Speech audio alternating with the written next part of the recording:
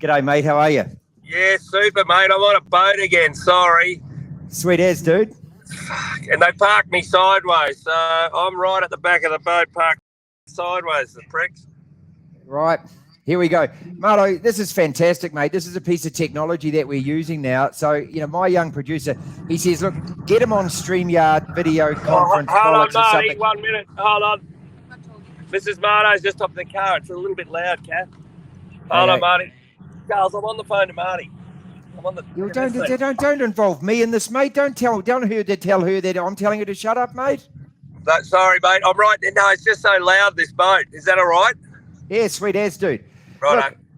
The technology, Marto. So you're on StreamYard or you're on some visual conference call bollocks or whatever it is, mate. I mean, what are these young? I just don't understand. I keep saying to my young producer, call the dude on the phone, mate. I know we tried that. It doesn't work so well anymore.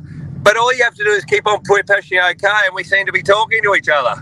Brilliant, mate. Absolutely brilliant. Look, we've got another huge round of Super Rugby and also NRL and everything else to do. But, the biggest sports news out of this country this week was we had another review. And this is like the 19th review in the last 3 weeks, mate. What New Zealand Sport does is whenever anyone's in the pua, we have a review. Do you guys do this? All the time, mate, whether it's swimming, whether it's athletics. Somebody whinges and then they go, right, I'm going to have an inquiry and then we'll review. 2 people will normally get sacked and then everyone moves on and nothing happens. I don't know. Is that the same over there? Actually, no, not at all. You see, this is the thing. Our fish heads always escape. So we've got these governmental organisations as umbrella groups. They never name the people that are actually involved. They wriggle off to another highly paid governmental department job, mate. That's how it works here. Oh, no, we sack people and we name and shame. Don't worry. Yeah, well, you see, that we need more Australian attitude in that, don't we? I mean, if that's the case. Look, as far as the Super Rugby goes, give me your standout game. Last weekend, mate, the one I enjoyed most was hoping that the Res might beat Auckland. Mate, I hadn't really watched too many of their Blues games. I reckon they're outstanding, mate. Well, I thought maybe the Tars might win there for a little while, but, Aussies, we live in hope.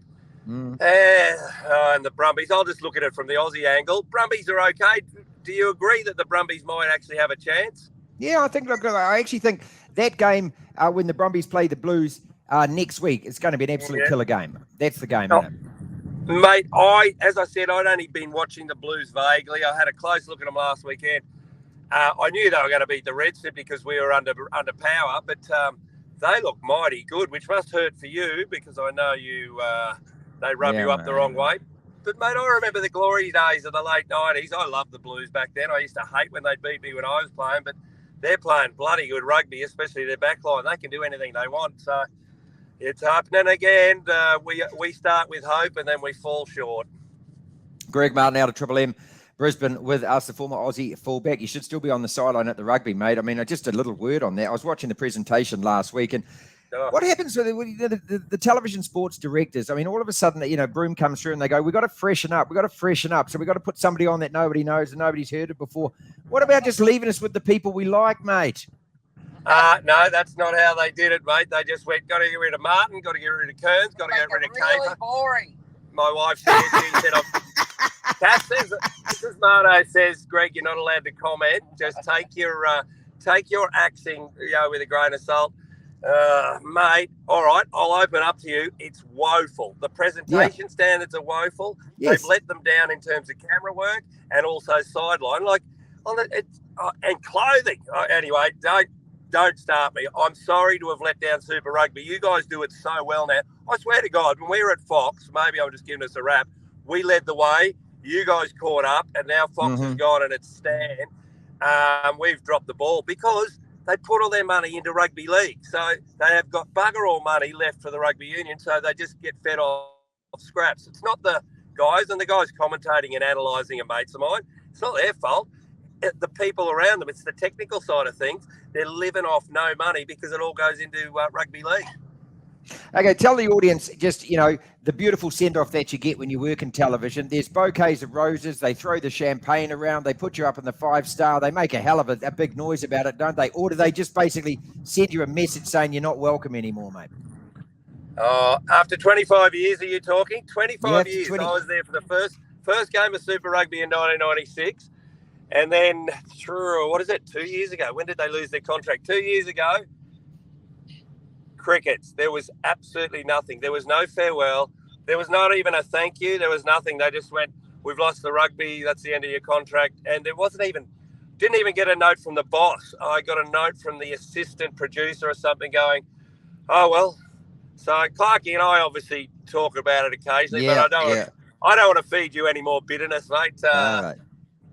Life, mate, I'm actually, to tell you the truth, when I say to everyone, I've got my weekends back and I can yell at the TV and I can drink while I'm watching rugby. So it's not a lot. Hang on a second. I mean, just turn gently to your left, though, and ask the question there. I mean, is it such a great idea that all of a sudden that you're home every weekend yelling at the TV, mate? Is that a good idea? Is that no? See, no, exactly. Now some truth. This makes the heart grow fonder, and she used to love me being at a tremendous distance on weekends. Not a girlfriend.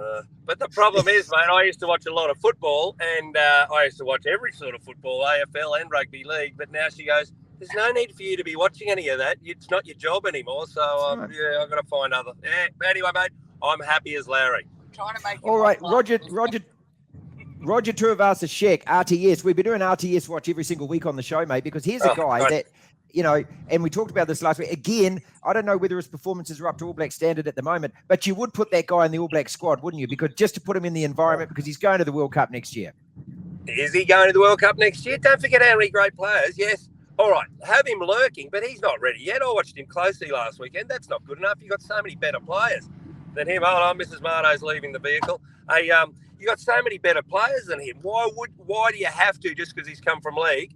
Can I give you a parallel? Okay, so I'm going maybe show him the environment, make him prove himself a bit more. But quite simply, we got the problem in Australia. We just won the World Cup the rights to hold the World Cup.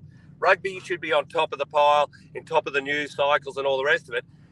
You know what they've been talking about for the last week? Which rugby league players do we need to publicise the World Cup? So they've been going, we need that rugby league player.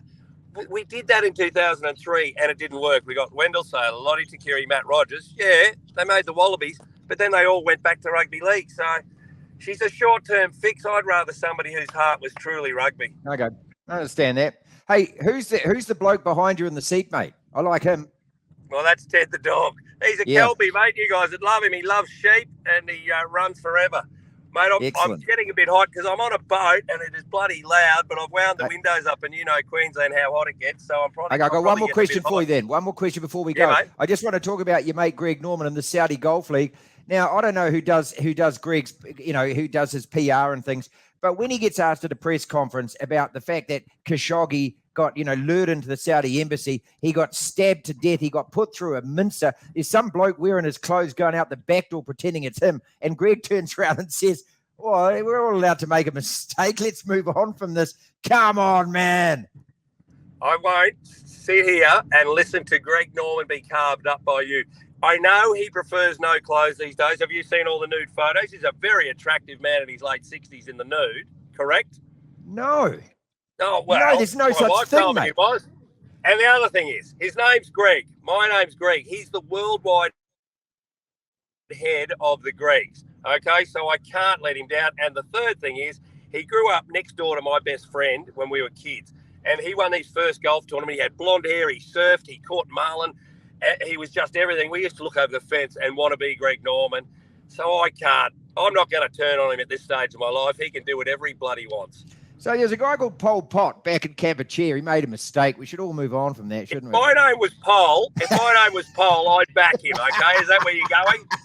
I tell you what, the only Pol that gets a mention on this show is Pol Whiting, and I know you remember him. Oh, wow. Great call. I haven't thought about him for years. Go on. Always a pleasure, Greg. We'll talk next week.